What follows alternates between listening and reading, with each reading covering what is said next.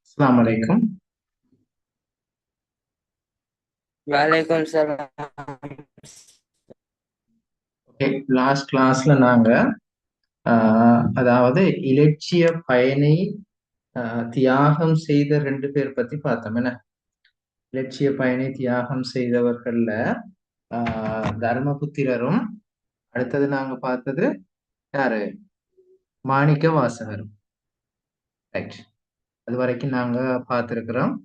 இன்றைக்கு நாங்க இதுல தொடர்ச்சியை பார்ப்போம். போன கிளாஸ்ல எழுதிட்டீங்க தானே பிள்ளைகள்? அது தர்மபுத்திரர் பற்றியும் மாணிக்க வாசகர் பற்றியும். ஆமினா, ரியாஸ் எழுதியாச்சு தானே இல்லையா? பேசுங்களே, இன்னொருக்க ஞாபகப்படுத்தி விடுறேன் நான் அதை. இப்ப இவரு மாணிக்க வாசகர் சொல்றாரு என்னன்னா, நரகம் புகினும் எல்லேல் திரு அருளாய் இருக்க பெரின் இறைவா. நான் நரகம் செல்ல வேண்டிய நிலை வந்தாலும் எனக்கு அது ஆட்சேபனை இல்லை.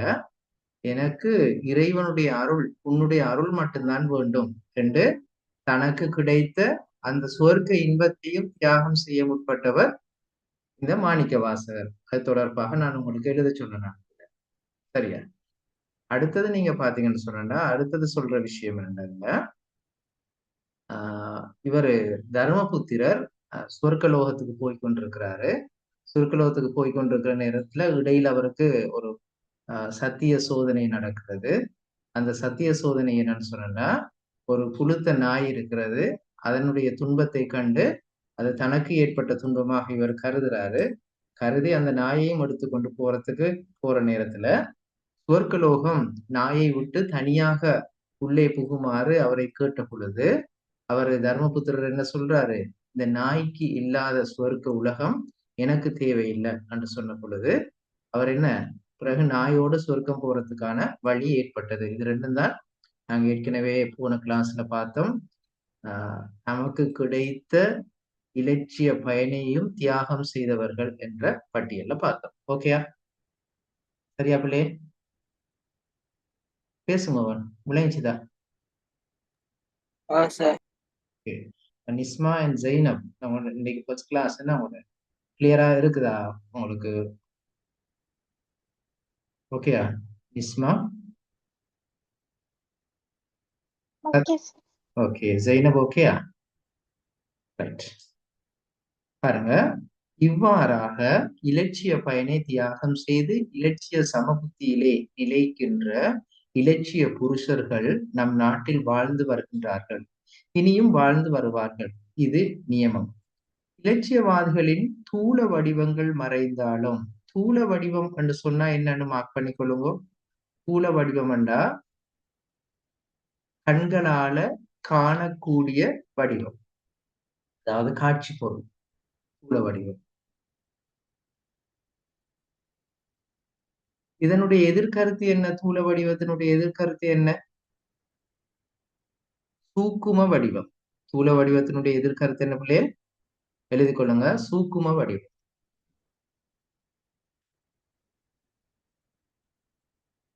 தூல வடிவம் என்றா கண்களால் காணக்கூடியது. எதிர்கருத்து என்னண்டா சூக்கும வடிவம். இத கருத்து நிலை என்று சொல்லுவோம். தூல வடிவத்தை காட்சி நிலை என்று சொல்லுவோம். இலட்சியங்கள் மறைந்து போவதில்லை. அவை நம் உள்ளத்தே கலந்து நம்மை ஆட்கொண்டு நிற்கின்றன. அவை அணியா அழியா நிலை பெற்றவை. தூல வடிவத்திலும் நிறைந்த நம் புருடர்களே இயற்கை நம் இயற்கை புலமையும் அறிவு தெளிவும் உள்ள கவிஞர்கள் காவியங்களிலே கண்ட சொன்னனே சூக்கும வடிவம். இது கண்களால காண முடியாத வடிவம், அதாவது கருத்து நிலையில இருக்கிற விஷயம். உதாரணத்துக்கு சொல்றேன்னா, அம்மா என்ற ஒரு சொல்லையும் அன்பு என்ற ஒரு சொல்லையும் எடுத்துக்கொண்டா, அன்மா என்ற சொல்லை நாங்க கண்களால காண முடியும். அந்த சொல்லுக்கான பொருளை நாங்க கண்களால காண முடியும். அன்பு என்ற சொல்ல நாங்க கண்களால காண முடியாது. விளைஞ்சுதா ரெண்டுக்குமான வித்தியாசம்? ஷெரப், சஃபியா, ருக்கையா, விளைஞ்சது ரெண்டுக்குமான வித்தியாசம் தூள் தூள வடிவத்துக்கும் சூக்கும வடிவத்துக்கும். Right. அப்ப தூள வடிவம் என்று சொன்னா நாங்க கண்களால காண முடியும். உதாரணத்துக்கு அம்மா என்ற சொல்ல நாங்க ஒரு பொருளை நாங்க காணலாம். அன்பு என்ற சொல்லுக்குரிய ஒரு பொருளை நாங்க காண முடியாது. அதை நாங்க சூக்கும வடிவம் அல்லது கருத்து நிலையில இருக்கிற விஷயம்னு சொல்லுவோம். சூக்கும வடிவில் அமைத்து காட்டுகிறார்கள். இவ் அற்புத காட்சியில் இலக்கிய புருடர்களை காணாமல் கண்டு பேர் ஆனந்தம் அடைகின்றோம். இலட்சியங்களும் இலட்சியவாதிகளும் அபின்னம். அபின்னம் என்று சொன்னா என்ன பிள்ளை? அபின்னம் என்ற சொல் இந்த பொருள் என்ன?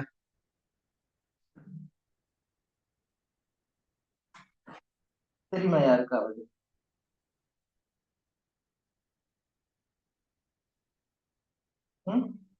அபின்னம் என்று சொன்னா ஐக்கியம், உடன்பாடு என்றது பொருள். அபின்னம். இது போன்றே இலக்கியங்களும் அபின்னம். இவர்களுடன் அபின்னமாய் நின்று உணர்வாருக்கு இவை புலனாகும். 100 ஆண்டு கழிந்தாலும் உண்மை இலக்கியங்கள் புதுமை பெற்று உள்ளங்களை தளிர்த்து மலரச் செய்கின்றன. இலட்சிய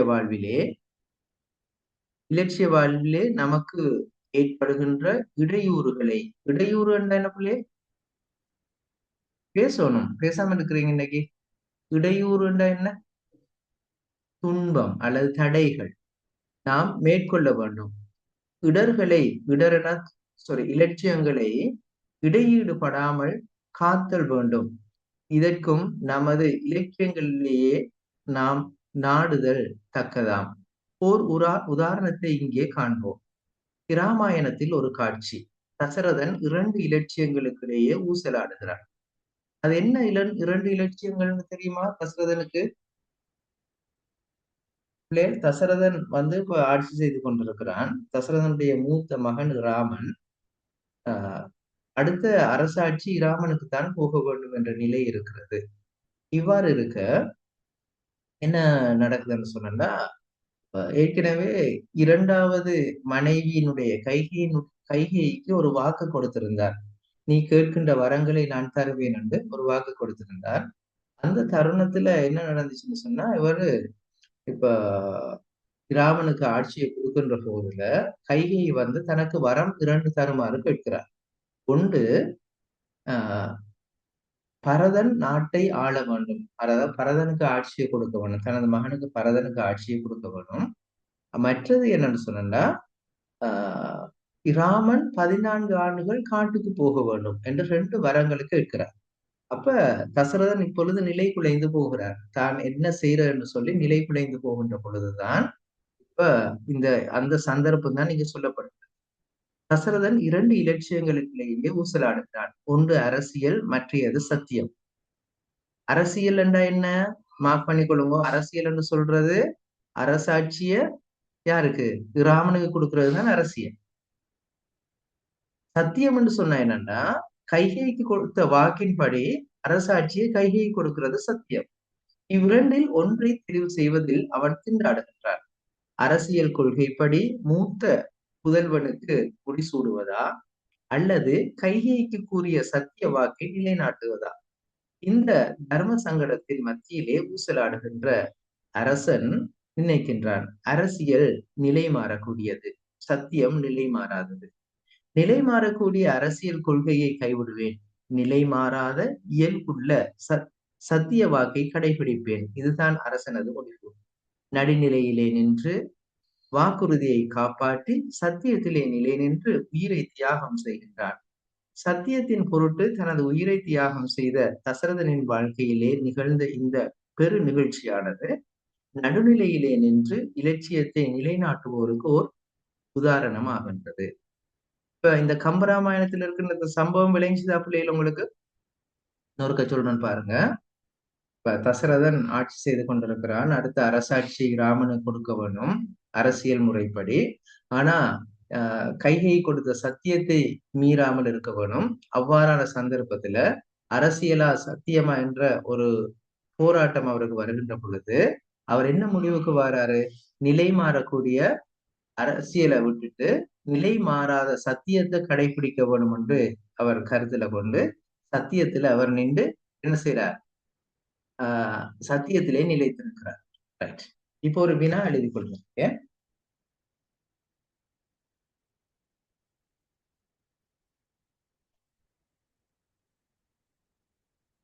கம்பராமாயணத்திலே தசரதன்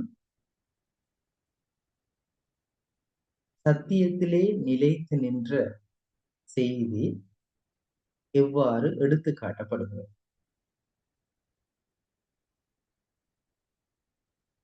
கேள்வி அனுப்பியிருக்கிறேன், நான் வாட்ஸ்அப் பண்ணியிருக்கிறேன். கம்பராமாயணத்திலே தசரத தசரதன் சத்தியத்திலே நிலைத்து நின்ற செய்தி எவ்வாறு எடுத்து காட்ட கேள்வி வாட்ஸ்அப் பண்ணியிருக்கிறேன். அப்ப அதுக்கான விடை தான் நீங்க நாங்க ப்ளூல மார்க் பண்ணியிருக்கிறோம். சரியா? அப்ப அந்த கேள்வியையும் விடையையும் எழுதி கொள்ளுங்க. கிளியரா?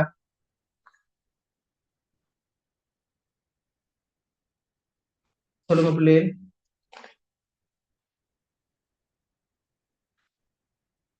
ஆனா சொல்லுங்க, கிளியரா விஷயம்?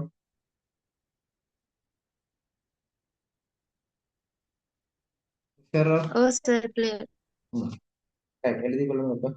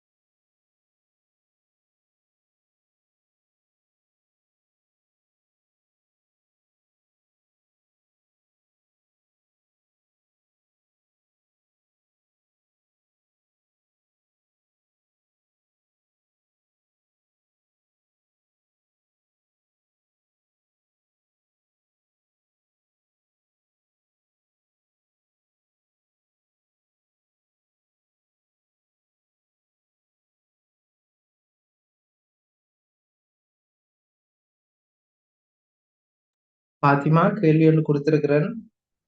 கிளியர் இல்லாட்டி கேட்டுக்கொள்ளுங்க. பாத்திமா, ஃபிக்ரா, கேள்வி கொடுத்திருக்கிறேன், கொஞ்சம் கேட்டுக்கொள்ளுங்க தெரியாட்டி.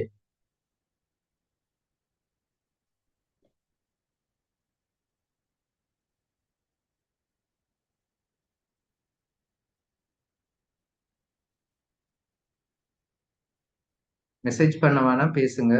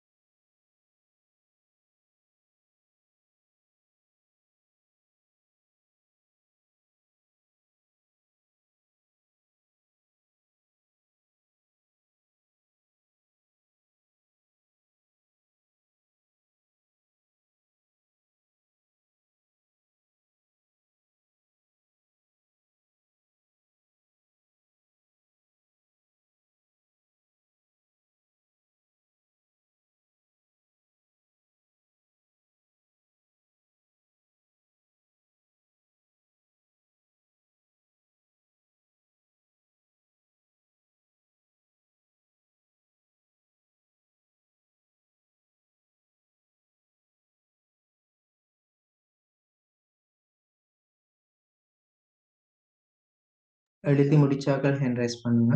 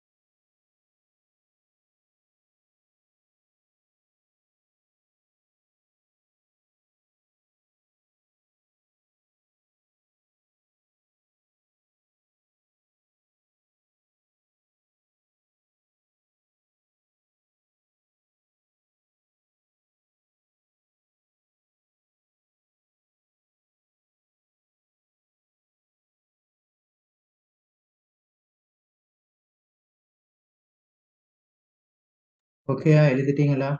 எழுதி முடிச்சா ஹேண்ட் ரைஸ் பண்ணுங்க.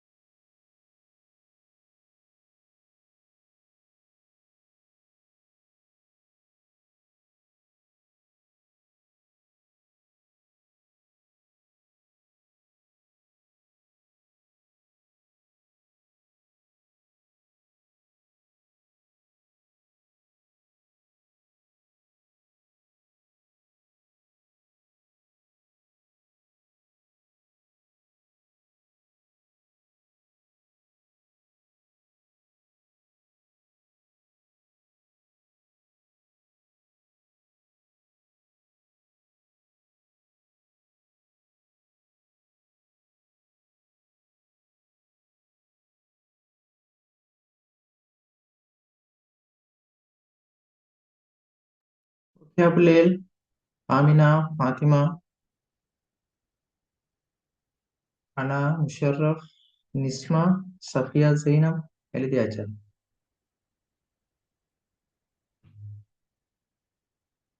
அனா, முஷர்ரஃப், சஃபியா, ஜெய்னப். ஓகே, பாருங்க. 5000 ஆண்டுகளுக்கு முன்பே கடைபிடித்து அனுபவித்த இலட்சிய சமநோக்கினை நாம் மீண்டும் பெற வேண்டும். இலக்கியங்களிலே பரந்துபட்ட கிடக்கின்ற இலட்சியங்களே இலட்சியங்களின் இயல்பினை நாம் கண்டறிதல் வேண்டும். இலட்சிய குருடர்களின் சமநோக்கினை சகிப்புத்தன்மையையும் நாம் இலக்கியங்களிலே கற்றுக்கொள்ள வேண்டும். இலட்சிய சமநோக்குடன் நமது சமூகத்தில் உயர்வு தாழ்வுகளை சமன் செய்து சீர்படுத்த வேண்டும். நமது இலட்சிய பூங்காவின் நறுமணம் நமக்கு புத்துயிர் அளிப்பதாக. ரைட். இதுதான் ஆசிரியர் இந்த கட்டுரை மூலமாக எதிர்பார்க்கின்ற விஷயம். சரியா? ரைட். இந்த பாடலையும் நாங்கள் பார்ப்போம். சென் மலரை சந்திப்பிச்சு கொள்ளுங்க. சரியா? சந்திப்பிச்சு கொள்ளுங்க. செம்மை மலரை பண்பு எனும் நாரில் தொடுத்து இனிய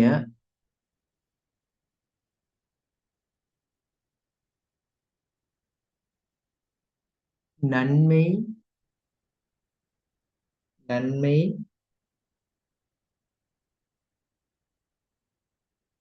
மணமாம் பண்பு நனி கமல இன்முகமே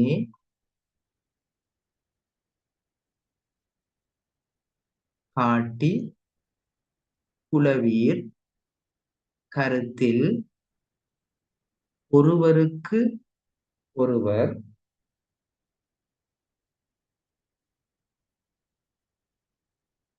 சூட்டி பொலிவீர் பொலி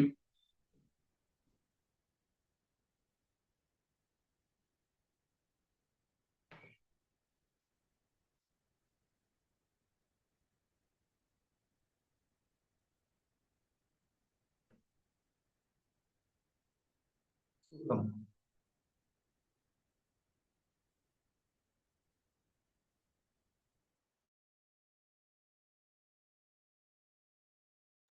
சார் பாடல் எழுதவா?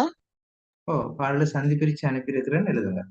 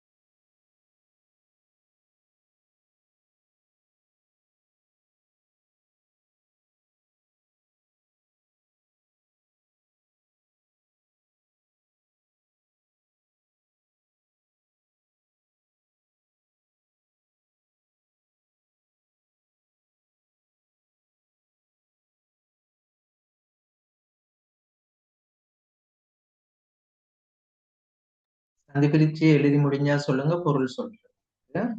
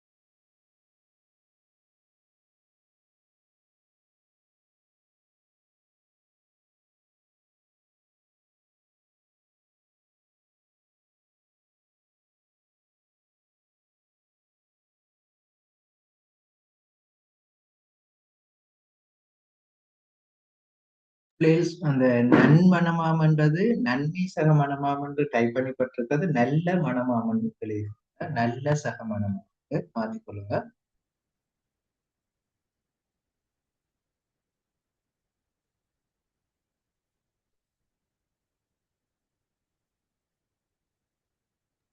சார் எது? அந்த நன்மணமாமன்றது நல்ல சக மணமாம்.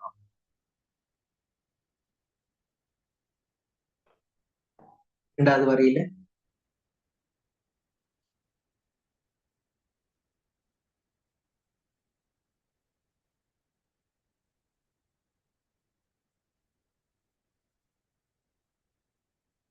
ஃபாத்திமா, ஃபிக்ரா, முஷர்ரஃப், ருக்கையா, சஃபியா, ஜெய்னப், ஜெய்னப் அசாம் எழுதிட்டீங்களா? எழுதினா ஹேண்ட் ரைஸ் பண்ணுங்க.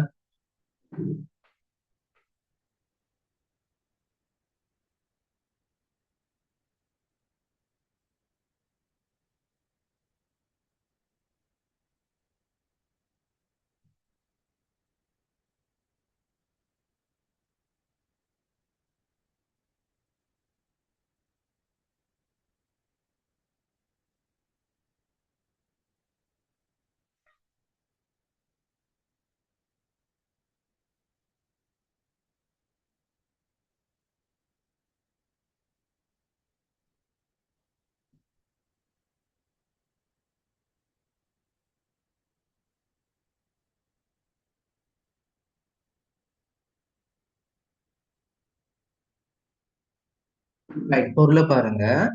செம்மலரை, அதாவது செம்மையான மலரை.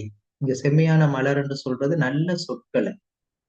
பண்பு எனும் நாரில் தொடுத்து, பண்பாகிய நாரிலே தொடுத்து, அதாவது ஒரு பூமாலை செய்யறதுக்கு எப்படி மலர்களை அந்த நாரில தொடுக்கிறோமோ அது போல நாங்க சொற்களை என்ன செய்யணும், நல்ல பண்புகள் என்ற நாரில தொடுக்கணும்.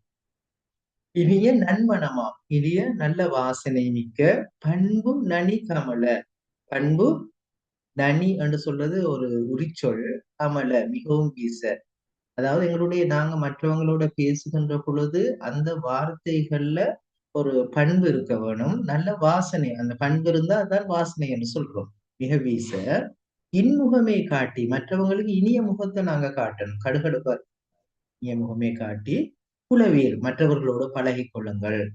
கருத்தில் ஒருவருக்கொருவர், உங்களுடைய கருத்துக்களை ஒருவருக்கொருவர் சூட்டி புலிவீர் சுகம்.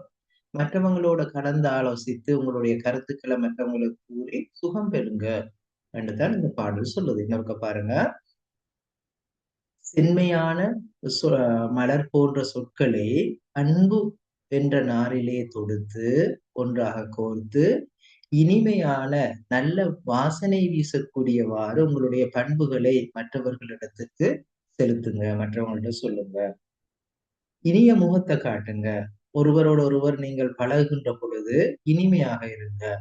மற்றவர்களோடு உங்களுடைய கருத்துக்களை சொல்லி சுகம் பெறுங்கள் என்று சொல்லுங்க. பொருள் விளைஞ்சுதா? அப்ப இதுல 2 கேள்வி போட்டிருக்கிறேன்னு பாருங்க. நான் பண்பு எனும் நார் என்பதில் பயின்றுள்ள அணி எது? யாருக்கு சொல்லலாம்?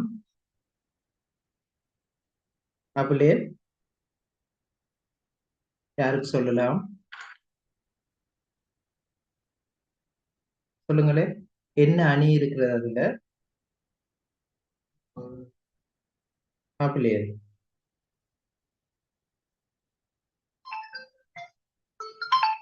என்ன அணி இருக்கிறது?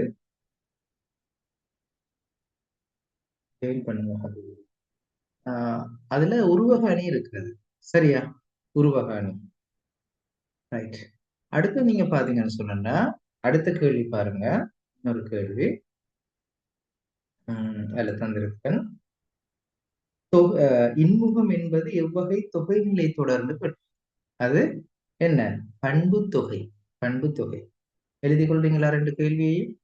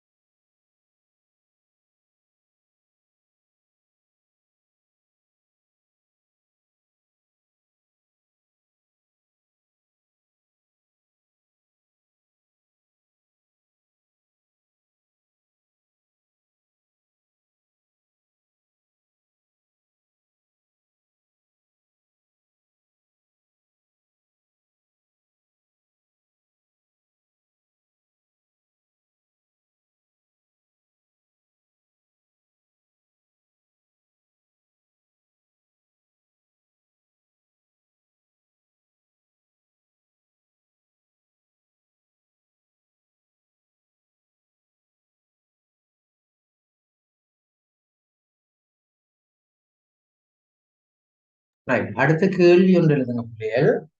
கேள்வி ஒன்று எழுதுங்க. இதுல உருவகணி எப்படி எழுதுனீங்க பிள்ளைகள்? கேள்வியை பாருங்க ஒருக்கா. உருவகணி எப்படி எழுதுனீங்க?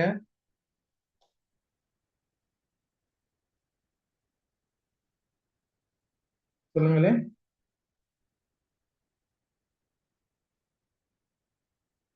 பேசுங்களேன் பிள்ளைகள். பண்பு எனும் நார் என்பதில் காணப்பட்டுள்ள பண்பு நாராக உருவகிக்கப்பட்டுள்ளது. அவ்வளவுதான். அபீபா, இவ்வளவு காலம் நீங்க குரூப்ல இருக்கு இல்லையா மகள்? அபீபா, இல்ல சார், நான் ஜாயின் பண்ணனே ஜாயின் ஆகி படல. இப்போ ஓகேயா? நானும் இந்த நாளும் அந்த சிஸ்டர்கிட்ட ஓ சார். கேட்கிறேன், எங்க ஹபீபா காணல. ஓகே. பிள்ளைகள் நேத்து தமிழ் பாடம் நடந்துச்சு. என்ன முந்த நாளா? முந்த நாள் நடந்துச்சு. நான் இந்த முறை 5 யூனிட் சாய்ஸ் பண்ணி கொடுத்திருந்தேன். அந்த 5 யூனிட் தான் கேள்வி வந்திருக்கு. நீங்க என்ன ஃபைனல் செமினார் இல்லாட்டி எந்த பிசிக்கல் செமினார் வந்தாக்கள்கிட்ட கேட்டா தெரியும். நான் கொடுத்த நாவலர் எழுந்தாரும், அடுத்தது வந்து குற்றால குறவஞ்சியும், நான் இன்ஷால்லா அடுத்த பேப்பர் கிளாஸ்ல தான் விளங்கப்படுத்தணும் உங்களுக்கு. குற்றால குறவஞ்சியும், பிறகு கிருஷ்ணன் தூதும், பிறகு மூத்தம்மாவும், அடுத்தது அந்த இது புறநானூறு செய்யுளும். அந்த 5 தான் கேள்வியா வந்திருக்கு. நான் சொன்ன ஓர்டர்ல வந்திருக்கு. விளைஞ்சுதான் நான் பேப்பர் அனுப்பியிருக்கிறேன் உங்களோட குரூப்ல இல்லையா? அனுப்பியிருக்கேன் தானே? ஆகவே நீங்க பயப்படாம படிங்க. எக்ஸாமுக்கு பார்ட் 3க்கு என்ன கேள்வி வருதுன்னு அழகா சொல்லி அனுப்பணும். உங்களுக்கு கேள்வியையும் விடையும் தந்து அனுப்புவோம். விளைஞ்சுதான் அனுப்பலையே? ஓகேயா? சார், ம். சார் அந்த பேப்பரை மறக்க அனுப்பலுமா? நான் குரூப்ல ஈக்கல்ல. சரி, ரீசெண்ட் பண்றேன். ஓ, யார் ஹனா? என்ன? சார், அந்த பேப்பர் வந்து கிளியர் இல்ல சார். நான் ரீசெண்ட் பண்ண சொல்றேன். நான் ஒழுங்காக்கியா? சரியா? Okay sir. ரைட். இப்ப பாருங்க, கேள்வி ஒன்று எழுதிக்கணும்.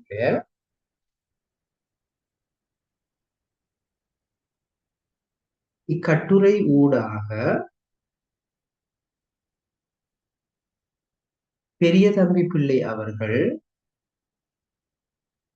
கூற விளையும் விடயம் யாது?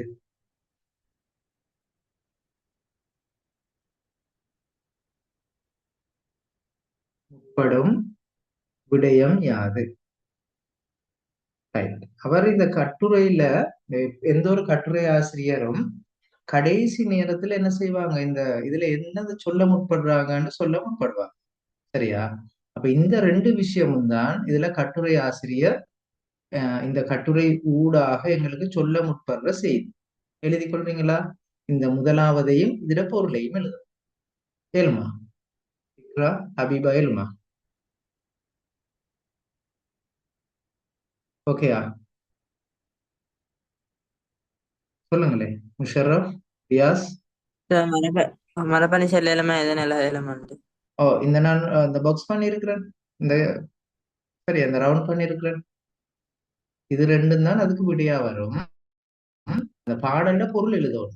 அப்ப பாடல்ல பொருள் என்ன? செம்மையான மலரை பண்பு என்று சொல்லுகின்ற நாரிலே தொடுத்து இனிமையான மனம் கமலும்படியாக பண்பு நிறைந்த சொற்களை நாங்கள் பேச வேண்டும். இனிய முகத்தை மற்றவர்களுக்கு காட்ட வேணும். நாங்கள் மற்றவர்களோடு பழகுகின்ற பொழுது இனிமையாக பழக வேணும். எங்களுடைய கருத்துக்களை மற்றவர்களோடு கூறி நாங்க இன்பம் பெற வேண்டும். இதுதான் கட்டுரை ஆசிரியர் எங்களுக்கு சொல்ல முற்படுற விஷயம். ஓகே, கிளியரா? சரி சார். Okay sir. எழுதுங்க.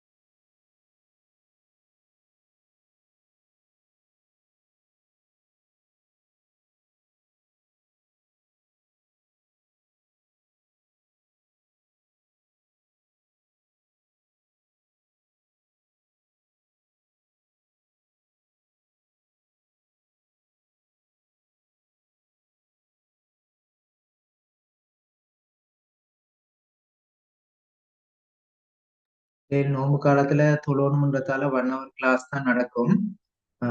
இந்த ஹோம் ஒர்க்கை செஞ்சு கொண்டு வாங்க. இன்ஷா அல்லாஹ் அடுத்த கிளாஸ்ல நாங்க இப்ப லிட்ரேச்சர் பகுதியில 3 யூனிட் முடியுது.